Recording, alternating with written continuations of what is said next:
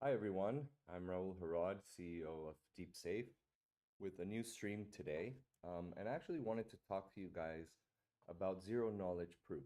I know it's a technology that we mention a lot because it's very important in our ecosystem, but I also know that not everyone knows what zero knowledge proofs are. So let's talk a little bit about zero knowledge proofs and privacy innovations and how blockchain is safeguarding sensitive data in finance and beyond, right? So zero knowledge proofs are revolutionizing blockchain privacy by allowing verification of data or transactions without revealing any underlying sensitive information. In finance, in healthcare, supply chain, digital identity systems, they form the backbone of cryptographically secure and privacy preserving computation.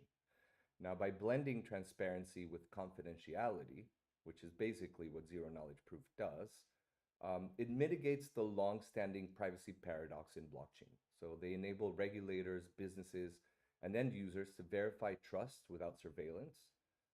As adoption expands through Ethereum's zero knowledge rollups, Polygon, zero knowledge EVM, and Starkware's zero knowledge Starks, zero knowledge systems are set to anchor the next generation of secure, scalable, and privacy centric digital infrastructure.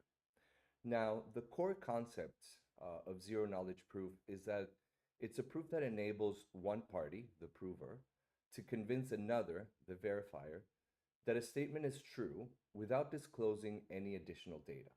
This is a cryptographic mechanism that ensures completeness. So valid proofs are accepted, soundness because false claims are rejected, and zero knowledge because no extra information is leaked in the verification process. There are two primary architectures that dominate, at least in 2025. The first one is zero knowledge SNARKs, which stands for Succinct Non-Interactive Arguments of Knowledge, which is compact. It's efficient proof used in, for example, Zcash and Ethereum layers 2. We have the ZK Starks, which are scalable, transparent arguments of knowledge, which are quantum resistant and transparent proofs that eliminate the need for the trusted setup. So these are widely adopted in ZK rollups for high throughput applications. Now, in finance, zero knowledge proofs are securing decentralized financial transactions by protecting users' identity and balances. For instance, Zcash implements ZK snarks to shield transactions data while maintaining auditability.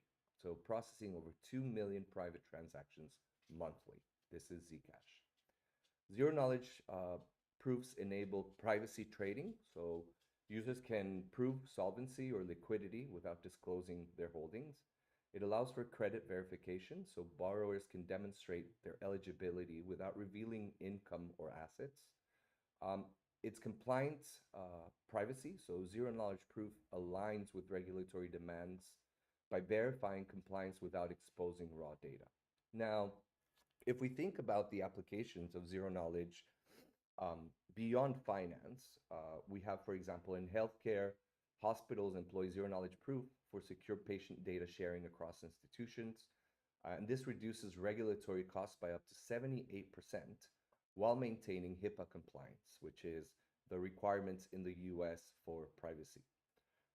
Digital voting, so ZK Starks in municipal and shareholder elections ensure that ballots are legitimate without linking votes to voters. So this achieves a tamper-proof and verifiable outcome without revealing sensitive information. In identity systems, blockchain is based IDs use zero knowledge verification for KYC compliance. So users can prove citizenship, age, or credentials without submitting raw documents. Now, in terms of performance and scalability enhancements, ZKPs also support ZK rollups, which bundle thousands of transactions into one proof, so vastly increasing blockchain throughput while lowering gas fees. Ethereum and Starknet implementations now reach up to 20,000 transactions per second using these constructions, right? So if we think about it, instead of validating every single transaction, what a rollup does is it puts all these transactions into, let's say, one um, verification batch. And so they're all verified at once rather than individually. And of course, not only does this save time, but it also saves costs, right? In terms of gas fees required to validate every single transaction versus validating them in a batch. Now, we have a few emerging trends. We have post quantum zero knowledge proofs. So, based on lattice cryptography, they're being developed to withstand future quantum attacks. We have cross-chain interoperability, excuse me. So zero knowledge proofs verifies data integration across multiple blockchains without exposing internal records. And that is one of the functions that we use in DeepSafe.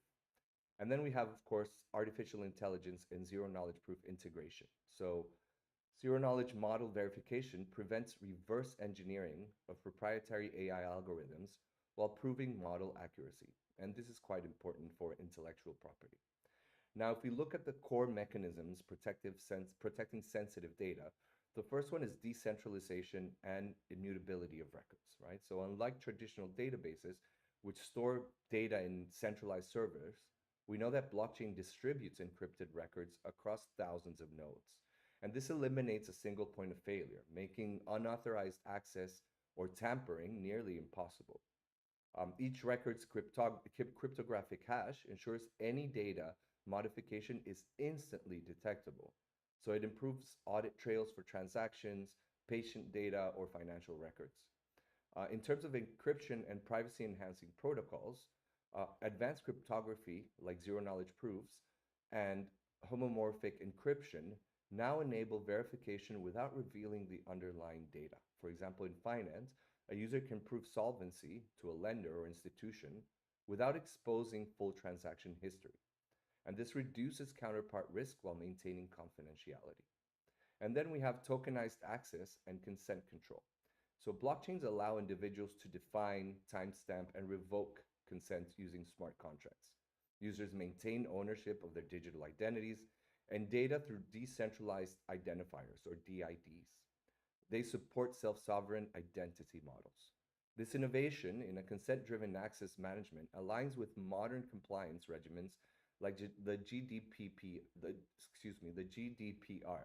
and the California Consumer Privacy Act in the US. Now, looking forward, the post-2025 data protection landscape is becoming one of distributed trust. Whether protecting financial transactions, healthcare data, or autonomous AI decisions, blockchain provides cryptographic proof of integrity while ensuring human privacy. As organizations integrate decentralized identity, zero knowledge proofs, and layered blockchains, they are advanced toward an era of secure collaboration where trust is mathematically verified rather than institutionally assumed.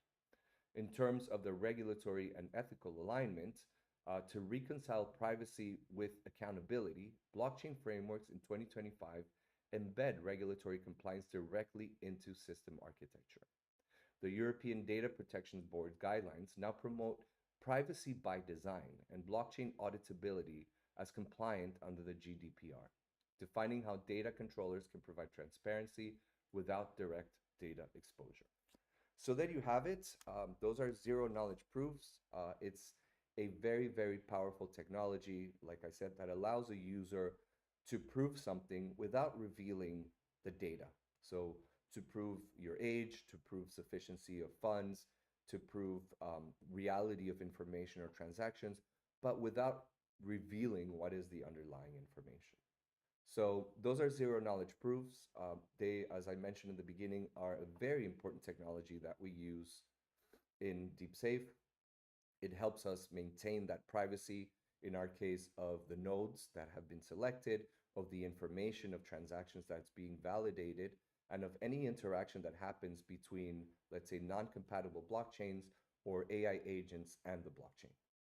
If you have any questions, like always, feel free to message us in social media or to send an email. We're happy to address any questions you may have, any doubts. We know that technology can sometimes be a little bit intimidating and complicated, so we're here to help you navigate a little bit of these concepts and make sure that you understand what we're doing, because we know we have your support, which we're very grateful for. So it's very important for us that you understand the project that we're working on and the importance of the technology that surrounds it.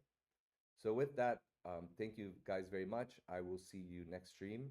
Have a good day, good evening, or good night, wherever you are.